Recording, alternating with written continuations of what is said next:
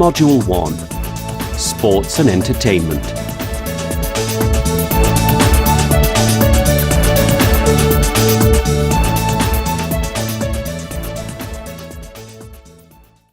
Unit 1.1. Exercise 3, page 6.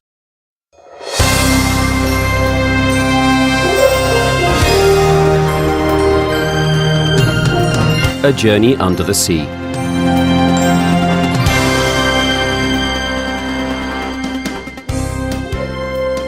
Several years ago, my wife and I came upon an advertisement in a travel magazine for an international exchange program promising the chance of a lifetime.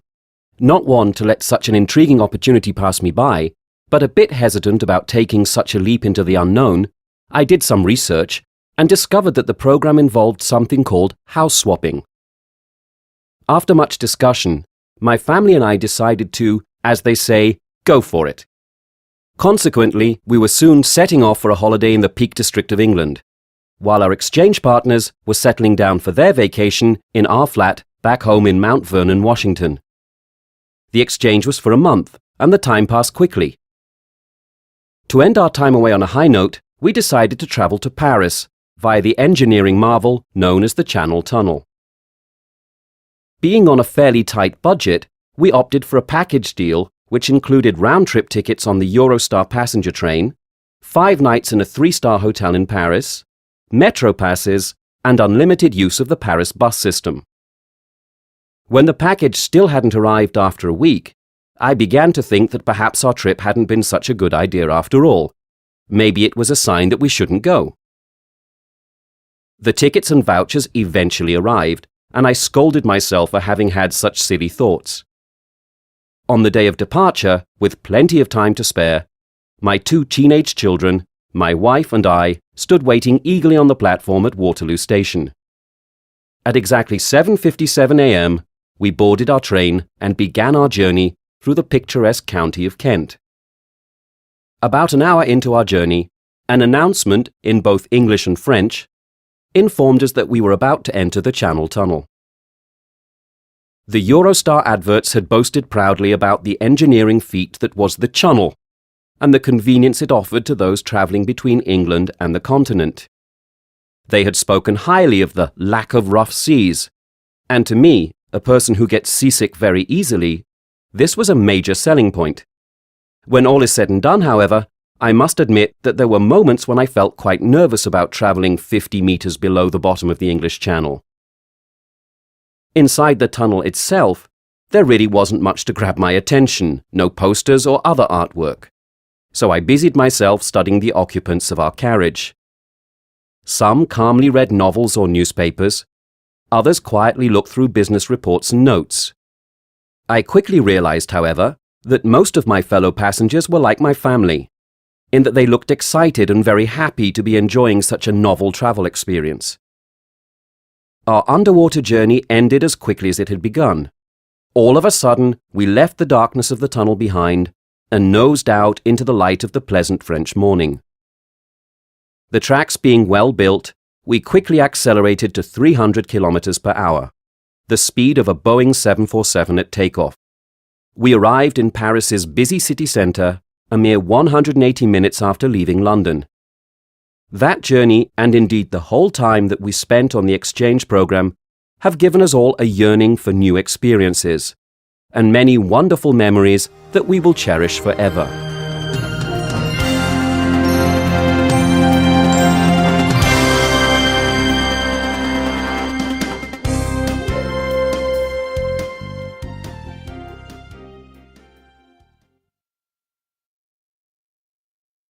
Unit 1.3, Exercise 1B, page 10.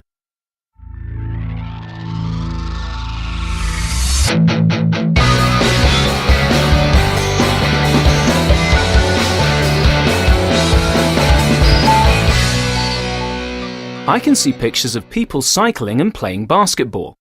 My favourite sport is cycling. Sports help people in lots of ways. The greatest benefit of sports is that they help us keep in shape. Also, when we play team sports, we learn how to work together to achieve a common goal. Sports teach us to deal with both success and failure, and how to balance competitiveness with fun. Finally, sports bring people together and help us to relax. Exercise 5, page 11.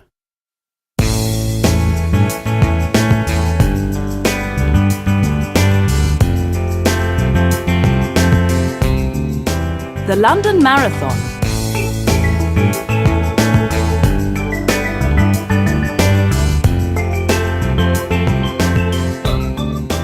Michael Scott talks about his success story of going from being a sickly teenager to a London Marathon competitor. Growing up with a heart defect was difficult. While other kids my age were going to football practice and on beach holidays with their families, I was in and out of hospital. My only involvement in a sporting competition was watching it on the television. One of my favourite events to watch was the London Marathon. When I was just 14, a man from London, named Chris Brasher, organised the first London Marathon. It was the 29th of March 1981, and 7,747 people were involved in the race. Over the years, I watched the event, which has grown into the biggest of its kind in the world. Now, there are 46,500 participants each year from all corners of the world and of all levels of ability. Many people say the marathon is the ultimate physical challenge. Athletes have to train physically and mentally for each marathon and be prepared for many challenges. I always found it surprising to see how many well-trained athletes did not complete the course each year. Out of the over 46,000 starters, on average, only 33,000 actually crossed the finishing line. Some dropped out because of injury or illness, but most just hit the wall, an infamous experience suffered when their bodies simply ran out of fuel. For many runners, by the time they reached the 30 to 35 kilometre point in the race, they just couldn't go any further. Their muscles would cramp, and their heart and lungs could not obtain enough oxygen. Each year, I tried to imagine what it would be like to line up before all the crowds and run the 42.2 kilometre route which runs along roads, up hills, and around some of the most famous sites in London. The race started in Greenwich Park, then competitors would race along the River Thames towards Big Ben and eventually ending in front of Buckingham Palace. I decided to talk to my heart specialist and find out if there was any chance that I could train my body to handle running 42.2 kilometres.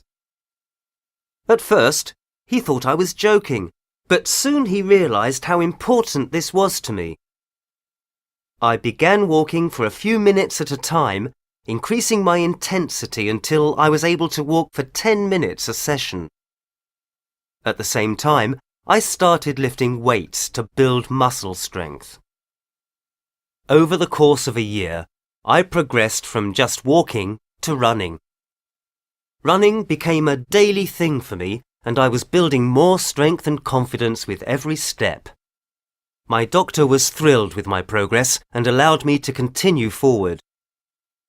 Finally, at the age of 19, the time came to apply for the London Marathon. I knew that only a certain number of people would be allowed to enter the race, and as much as I wanted to do this, I knew that my chances were slim. The London Marathon is the most challenging marathon in the world. I couldn't believe how far I had come and that finally my dream would come true. My doctor and I worked together to set out a training schedule that would allow me to safely complete the entire 42.2 kilometres. Physically, I was fit, and my heart appeared to be in good condition. The biggest problem would be dehydration, as it would be with all of the competitors. On average, most of the runners take 4 to 5 hours to complete the race, and water is essential to all of the competitors. The year before, 710,000 bottles of water had been consumed during the race. Soon enough, it was race day. My family, as well as various friends, were all gathered to watch and support me. It was the most difficult and the most exciting and rewarding experience of my life. I finished the race in less than 6 hours, which was amazing since just a few years before I was barely able to run across the garden. Today, I am still running. I have not competed in the London Marathon again, but I do volunteer each year to assist the athletes in any way I can throughout the race. I enjoy taking part in the atmosphere and sharing my success story with the other athletes. I learned that as long as I try my best and have faith in myself, I can do almost anything.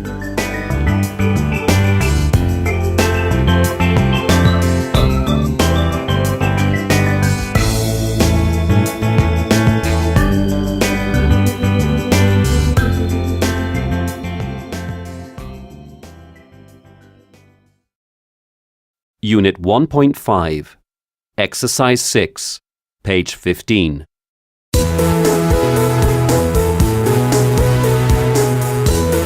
Healthy eating.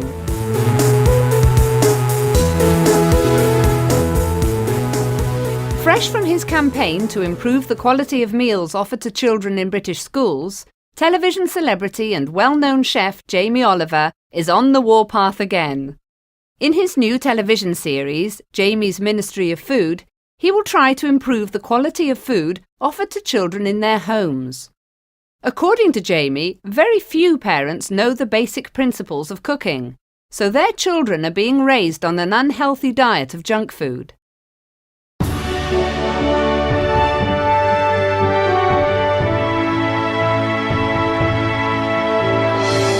Talent finally recognised.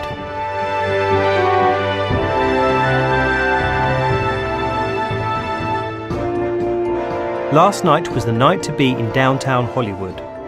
Everyone who is anyone was there, either on the red carpet itself or as a spectator on the sidelines.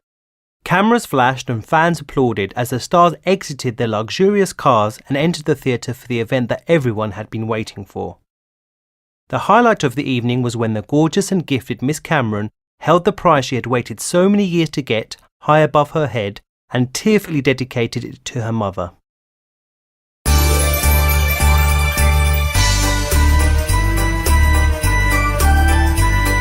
Theatre for all the family.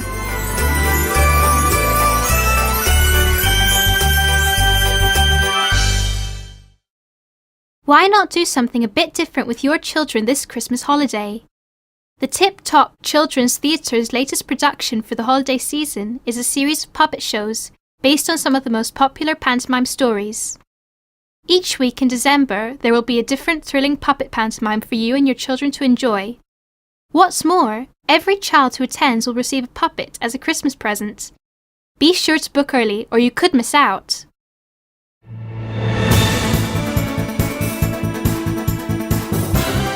An unhealthy habit.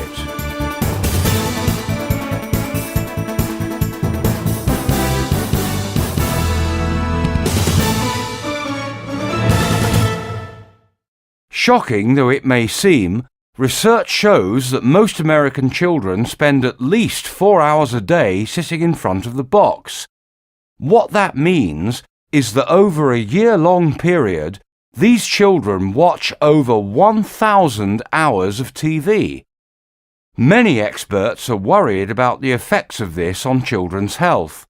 To make matters worse, experts have also discovered that 70% of childcare centres in the US have at least one TV on their premises.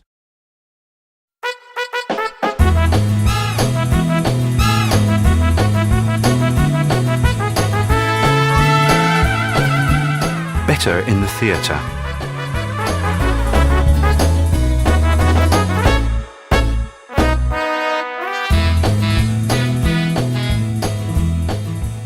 A sudden hush descended as the magician walked onto the stage. The lights dimmed and not a sound could be heard as the people in the packed auditorium held their breath and waited for the entertainment to begin. For the next hour, the magician performed tricks that had everyone gasping in amazed delight. Only in such a setting could this show be truly appreciated, For some strange reason, it just wouldn't have been as impressive if it had been on television.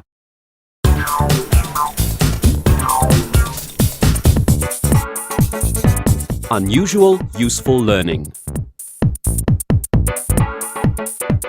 The Newford Leisure Centre, which is known for coming up with innovative concepts to attract new members, will be running workshops on circus skills for beginners this summer. The workshops are scheduled to begin later this month, with an introduction to juggling. Kirsten Hind, one of the UK's top jugglers, will be leading the course. She says that the course will not only be great fun, but that it will do wonders for your general coordination skills. A developing talent.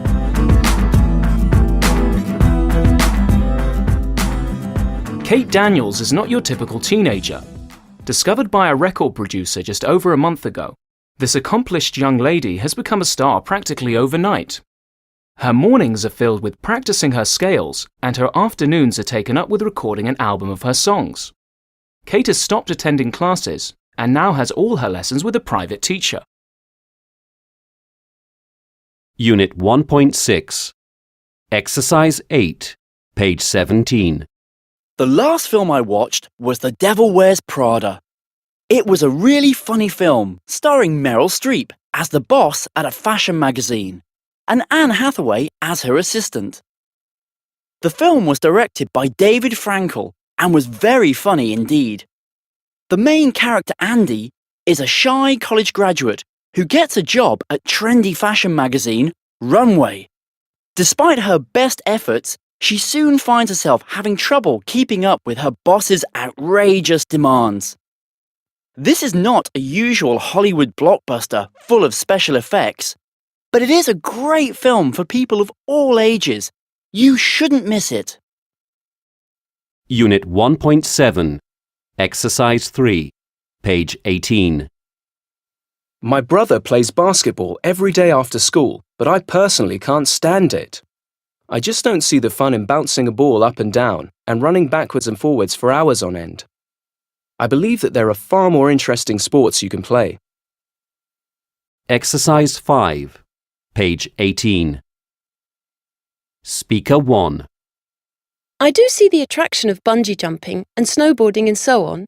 I mean, it must be really exciting jumping off a bridge with a rope tied round your ankles, or gliding down a snowy mountainside very fast on a piece of wood. It's just that I find it very scary, and I don't think I'm brave enough to do it myself. I suppose that's the thrill of it, though. Speaker 2. I saw a program on TV about hang gliding, and I was very impressed. I just couldn't believe how smoothly this guy glided through the air hundreds of meters above the ground, without an engine and only the wind holding him up. I would love to have a go myself. As soon as I get the chance, I'm going to look into it. Speaker 3. I am an experienced canoeist and I go whitewater rafting regularly. It's a very exhilarating activity, but I think after you've been doing it for a while, it can become a bit less exciting. The edge has gone from it for me, and I think I might have to look somewhere else to get the same kind of thrill I got when I first started doing it. Speaker 4. I enjoy sports like golf, darts and swimming. I can see why other people prefer to jump out of an aeroplane or climb a mountain or whatever. Of course, it's the thrill and excitement, and perhaps the sense of achievement they get from it. I do sport for leisure and pleasure and to unwind. The physical side to it is not as important to me. Speaker 5. I am a total thrill seeker. If it's not exciting and a bit dangerous, I don't want to know about it. I love the action and adventure of base jumping, skydiving and so on. My latest thing is free running, where you have to jump, climb or vault over obstacles such as buildings and walls. It's very physical and very exciting. Other sports just don't compare. Speaker 6. I competed in freestyle motocross competitions for a number of years. It's a sport where you are judged on your acrobatic skills while riding a motorbike. I had to stop competing eventually, but it wasn't because of pressure from my family, even though they did worry a lot about how dangerous it was. In the end, it was the time and expense that were the deciding factors. It was an exciting part of my youth, but I've moved on to other things now. Exercise 7, page 19. We had a fantastic time. The kids absolutely loved it. There were jugglers and acrobats performing amazing tricks. The audience went wild after the trapeze artist had finished performing. There was so much applause that sometimes we couldn't hear what was going on. My youngest son was a little scared of the clowns, but he soon came out from hiding under his chair and joined in the fun. Exercise 8B, page 19. I love the whole mystery that surrounds these shows. Once I saw a show where a magician appeared to cut his assistant in half. It was unbelievable. Then, another time, one made a rabbit disappear and then reappear in a hat. It was amazing. Exercise 9, page 19. Continuing our series on people who choose careers in the arts, in the studio with us today is David Mills, the well-known theatrical actor. David, what got you interested in acting? There were quite a few activity clubs at my high school. Clubs for sport, art, photography and drama. I wasn't very athletic or arty, so I decided to join the drama club. I was also a bit shy, and I thought it would help me to build up some self-confidence. It was great fun in the club. We put on performances at the end of every term. Some of them were very good, but some of them were disasters. But I discovered that I really loved performing, and even when things went wrong on stage, it didn't stop me enjoying myself. It just made me want to work harder to get better. That's when I realized that I was suited to a life on the stage. So, what did you do about it when you left school? I auditioned for lots of drama schools and managed to get a place at the Rose Bruford School of Speech and Drama. It was a 3-year course and it was very hard work. You have to learn everything there about performing. We did dance lessons, singing and acting lessons, as well as learning about stage management and directing theatre. It was also very competitive. Whenever we had to produce a play, all the students had to compete for the best parts. Everybody wanted the starring role, and no one wanted the small parts, which was what made it very good training for life in the real world of theatre. Did you find it easy to get work as a professional actor after you left drama school? I wish I could say that I walked straight into a major role, but that's rarely the case for anyone just starting out as a professional. The reality is that it takes time to establish a professional career in the theatre. When I started out, I had to do a lot of part-time jobs, so that I would have time to go to audition for parts and so that I had a little money to pay for my rent and buy food. I was very poor for the first couple of years, and I didn't have much luck. In the end, though, I started getting a few small parts, and best of all, I managed to get an agent too. How did you become successful in your career? I'd been working for a small theatre company touring plays around Britain, and one of the directors from the Royal Shakespeare Company saw me in a performance, and I was lucky enough to be invited to join the company for 1 season. I've never been out of work since. Sometimes I think I would quite like to take a break for a while, but when I'm offered a good part by an important company, I just can't refuse a good opportunity. Not all actors, even really talented ones, manage to be in work all the time, so I shouldn't complain, really. You've played many parts, but what kind of roles do you like playing the most? That depends on many different things. First of all, the most important thing is that it is a good play, and the parts have been very well written. It also depends on the other actors you are working with in the play.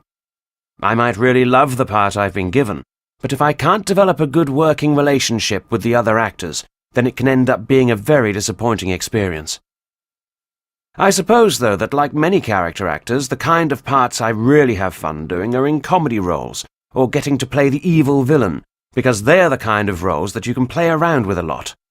One of our listeners would like to know if there is anything you don't like about your job. Most people think the life of an actor is very glamorous, but actually it's a physically and mentally demanding job.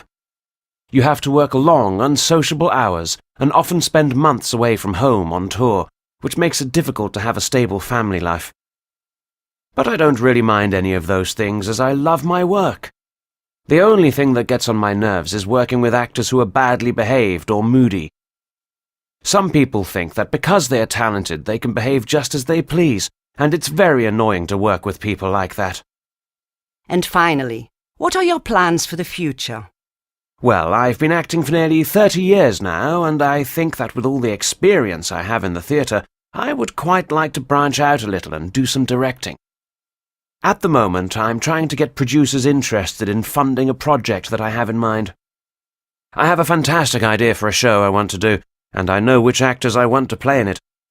All I need now is the money to get it up and running. Well, David, good luck with that, and thank you for joining us. Next we have... Unit 1.8 Exercise 2, page 20. Like most people, I really enjoy hanging out with my friends. We have a lot of fun together, whatever we do, but we often go to the sports centre together. I like lots of sports because I'm a very active person, but I especially like playing basketball, and I enjoy swimming very much. I also enjoy spending time with my family. I'm fond of fishing, so I often go fishing with my dad down by the lake. I'm keen on jogging too, and so is my mum, so we regularly go jogging together in the park. My mum also likes gardening, but I can't stand it, and I don't like to get my hands dirty.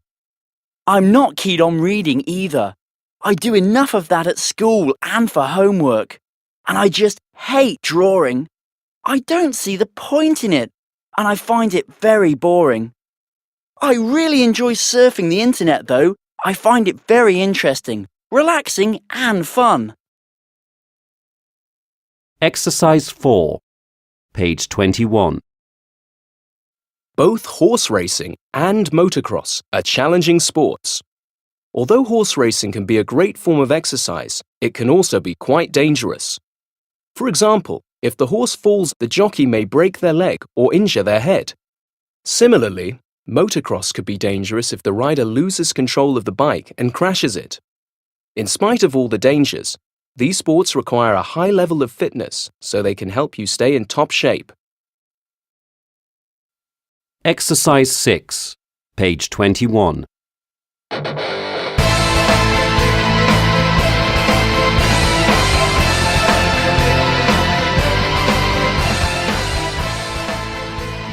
I'm going to talk about extreme sports and what the possible benefits and dangers are of participating in such sports.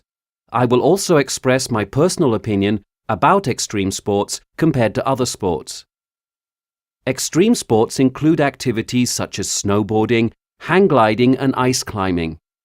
They are usually done by individuals, although whitewater rafting is an extreme sport that involves team effort. All extreme sports involve a high level of danger. The risk involved is controlled by the skill the person has, and this is achieved through experience. One of the benefits of extreme sports is that they bring new experiences. For example, they add excitement and adventure to your life. They are challenging because the participants compete against forces of nature, and in doing so, they experience an adrenaline rush. People also say that they like the feeling of being daring. They get a strong sense of freedom doing these sports, because overcoming the challenges is liberating. Clearly, they are a great form of exercise, and they can help you get fit too. However, although extreme sports provide thrills, they can also be dangerous.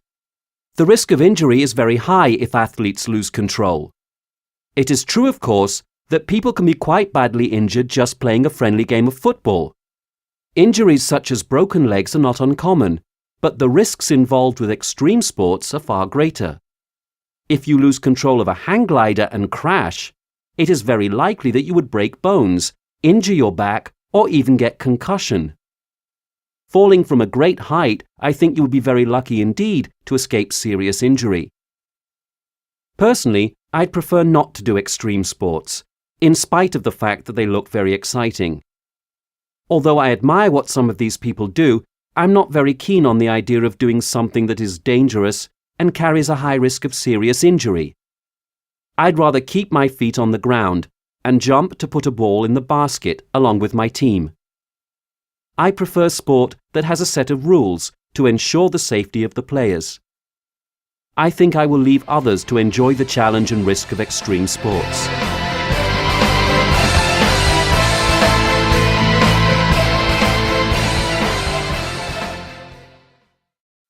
Unit 1.11 Exercise 5, page 27.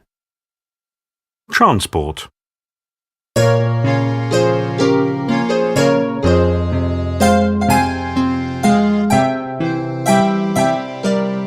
Gondolas.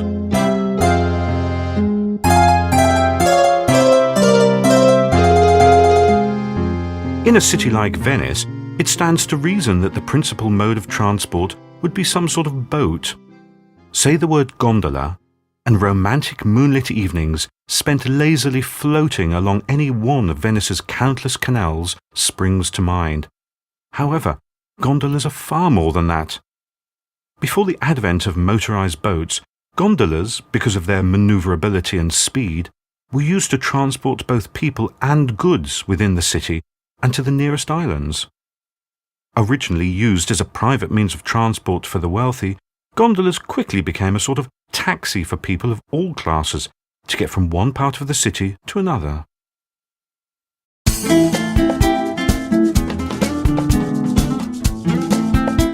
Burro taxis.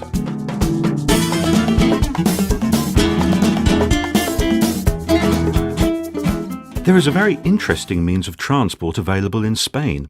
In places like Malaga or Mijas, tourists can see the sights from the back of a donkey, or burro as they are called. Back in the 1960s, a group of tourists spotted some workers riding their burros back from their fields.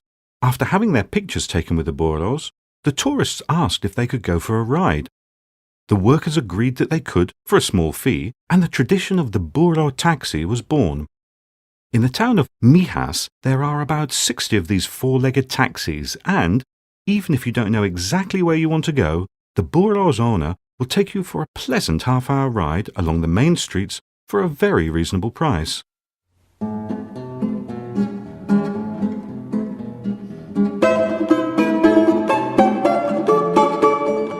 The Troika.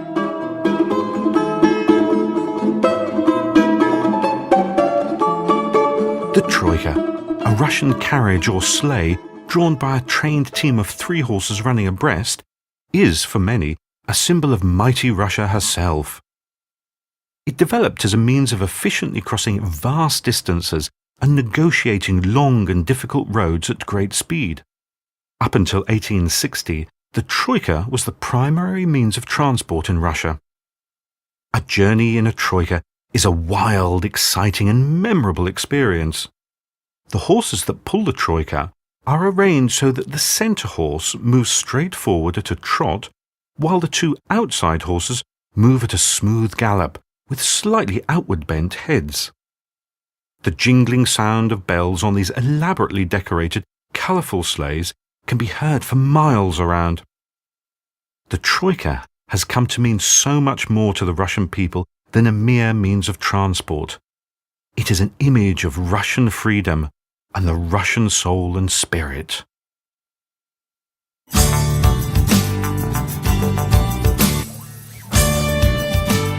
Pedicabs.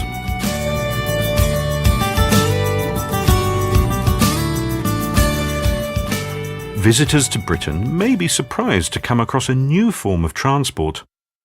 Virtually silent and non-polluting, pedicabs in cities such as London and Edinburgh can be hired to take you to the restaurant or theatre of your choice, or simply to see the sights. But what is a pedicab? It is actually a sophisticated form of a rickshaw, a form of transport that is common in the Far East. The pedicab is basically a lightweight tricycle that can carry up to 3 passengers and is powered by the driver, a fit young cyclist. Costing about £3 for a half-mile trip, pedicabs are not cheap, but they have certainly proved popular with tourists and their numbers are increasing. Unit 1.12. Exercise 7, page 29.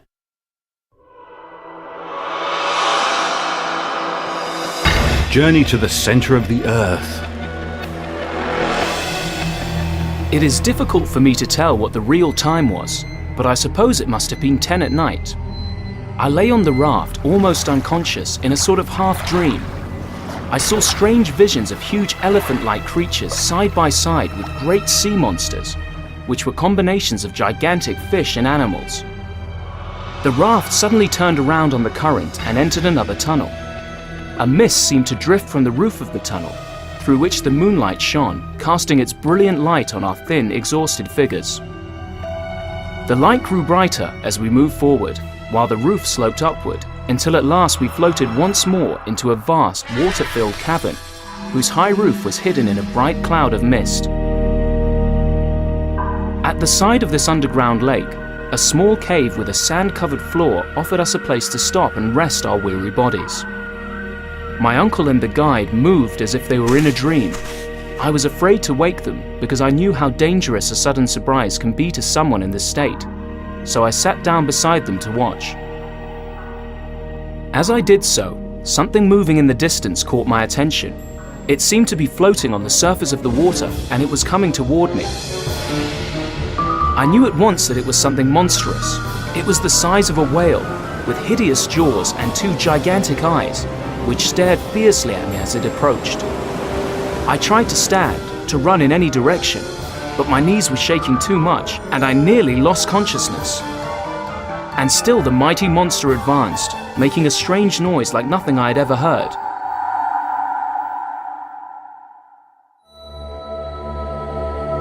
His massive jaws and wide-stretched mouth looked large enough to swallow a boat full of men.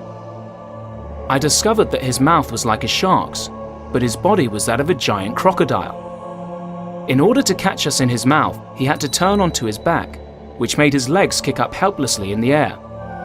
I actually laughed despite the deadly danger, but then with a wild cry I ran further into the cave, leaving my companions to their fate. The cave was deep and dimly lit.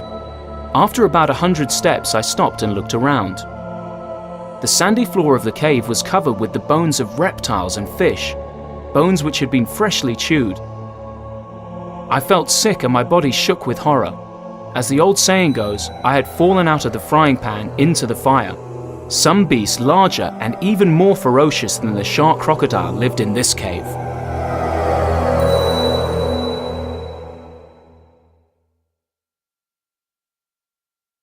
Unit 1.13. Exercise 2, page 30.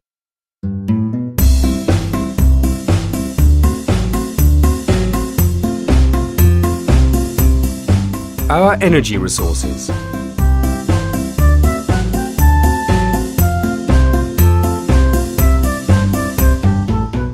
There are 2 categories of energy resources: renewable and non-renewable. Non-renewable energy sources are almost impossible to replace once they have been used up. Renewable energy resources, on the other hand, never run out. Non-renewable energy comes from fossil fuels such as coal, oil and natural gas. They were formed over millions of years from the remains of living things and are found deep underground. Fossil fuels release energy when they are burnt, but they also release large amounts of carbon dioxide, which pollutes the atmosphere and increases global warming. Renewable energy resources include wind, water, and solar power. The Earth has an endless supply of these forms of power, and using them causes little or no pollution. The power of the wind is converted into electricity using wind turbines. Flowing water, whether from dams or ocean waves, can be very powerful, while energy from the sun can provide warmth for our homes. Cutting down on the amount of fossil fuels we use would reduce pollution and conserve the Earth's resources before they disappear completely. We can all help, for example, by walking instead of driving and turning off the lights when we leave a room.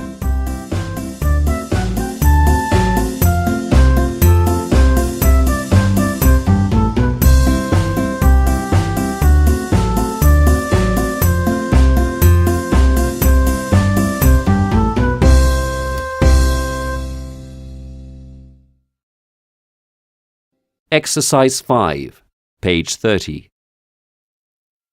You know, Kate, with all the environmental problems in the world, we should do what we can to try and save energy. What sort of things do you mean? Well, there are lots of things we can do at home. What? Like turning off the lights when you leave a room and spending less time in the shower? Exactly. You can also make sure you close the curtains at night to save on heat, and also wash the dishes by hand rather than using the dishwasher. Oh yes, I hadn't thought of that. What about at school? Are there things we can do there as well? Of course there are. Make sure you always turn off your computer after you finish using it. Yes, and you can also make sure windows are closed if the heating or air conditioning is on. That's right. Otherwise, you waste energy. You should also make sure that there is nothing blocking the air vents. Ah yes, otherwise the heating won't work properly and it will get turned up, which would waste energy too. There are so many things we can do.